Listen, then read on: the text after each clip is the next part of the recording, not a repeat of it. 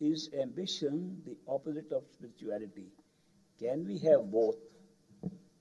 I understand by ambition you are referring to ambition for things in the world. If by ambition you mean more desire to get things in the world, then it is opposite. Because we should desire, seek something which is our true home, which is inside, not outside. But if ambition is merely a passion to do something, then that passion to do something and rise in that can be transferred very quickly to a passion inside. I'll tell you a little story.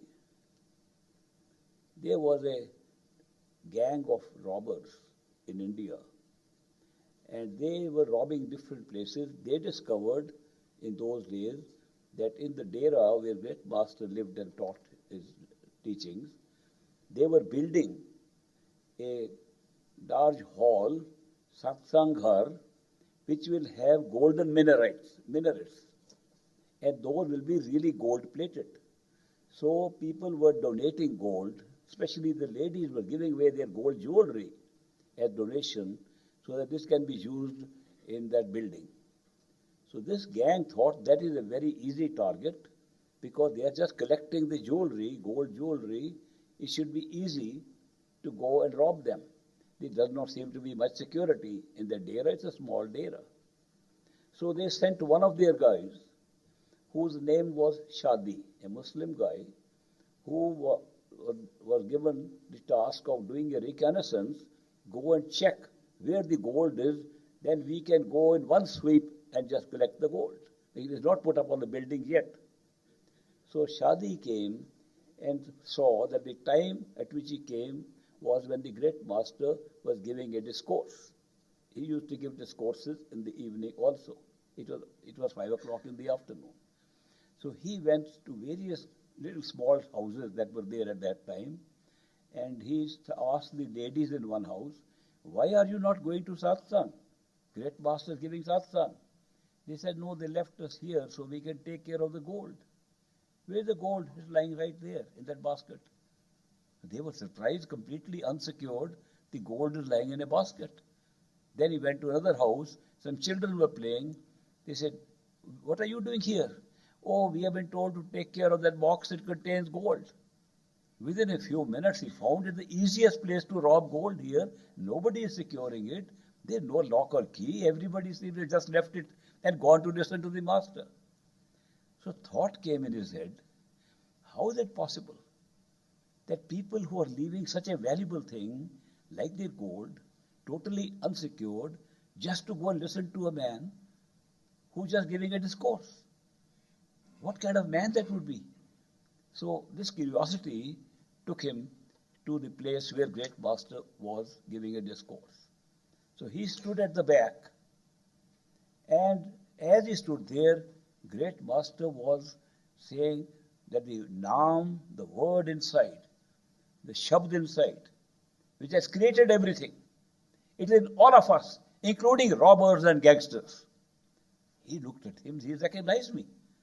How does he know I am here? He's talking of that power being in the gangster. So he said, I have to ask him this question. So he did not leave and waited for the discourse to end. When it ended, he ran to the master and said, "Master, how did you know I am a robber?" He said, "I don't know anything about you." "Then don't tell me that. You recognized me. You looked at me and said that Naam is in the robbers also and gangster also. You knew who I was. How did you know?" He said, "I don't know." "But then why did you say that?" Great Master said, "I say it every day in my discourses. There's nothing special about it." And he said, "No, this is not so. Therefore," he said, "I am not going to go away till I find an answer. How did you find out? And you say that power which made you say that is the one you are praising. Is the power of Naam, power of that Shabd. I want to know what that is." So he did not go back to the gang at all. He stayed on and began to ask the Great Master number of questions. And Great Master said, "You can stay here, satisfy yourself, but you have to do some work here because everybody is working here. You can't be just a beggar eating food and doing nothing in the dera. Everybody does some seva. What seva can you do? He said, only thing I learned was how to rob people. He said, no, you can't do robs in the dera. Don't you know anything else? And Shadi said, the one thing I know is that we have a getaway truck. And when the truck breaks down, I am the only party in the gang who can set the armature of the electric system right. I can rewire it very quickly. So my information about working with the gang is only about that. Great Master said, I found a job for you. Set up a generator and provide electricity in the dera. So Great Master gave him the funds, and we set up a diesel engine motor and a generator which ran with a leather trap. So, because it was very interesting, first time we saw, as a child saw, so I used to help him to start the engine. We used to pull that leather belt. I used to help him pulling the belt, I still remember. Shadi became such a devoted person.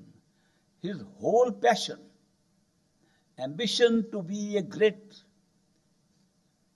robber, became ambition to find the truth inside. He just switched. Whatever was a great passion for something outside became a passion inside. He made more progress faster than most of us. And that is why the great master used to tell him, tell Shadi what you saw today, which he normally would say, don't tell anybody, digest the experiences. But he would ask Shadi to tell in open satsangs. So Shadi would tell where he had reached, and he was very curious to find out if these prophets were real in the history, and he could go back in time and see those prophets. He went back all the way and saw Jesus Christ. He saw a lot of things in history. He was very interested in that.